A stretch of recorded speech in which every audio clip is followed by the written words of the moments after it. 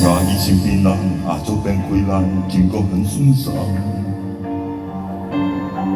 再加上轉眼，再多這件事，也沒法轉彎。何故牙痛纏着我，纏着我，終於一天爆發。拜拜講，帶醫生去，劇中漸退假。牙痛情況慢，沒太大理會，時間會沖淡。再等到蛀牙，知到第二步，已沒法轉彎。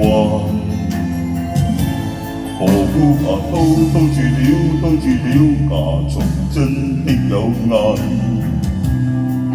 佢已經即將鬆脱，快趕緊些護理它。成棚牙只得幾顆似獨站，盼望原能留下去。真的天真，即刻走上大路，盡力救它。但現在只可種到了盼望，相望未能成下去。當天不好好珍惜，已經心灰意冷，正步卻已是無得望。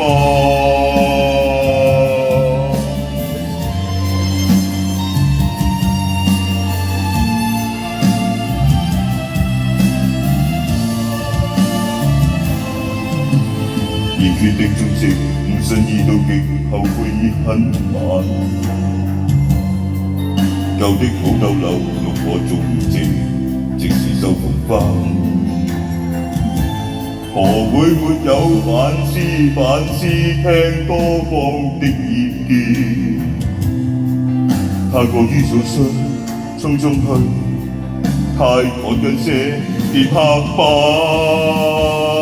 明白是今番不去已是晚，不知拖到年月去，相約醫生心中充滿問號，獨自闖此關。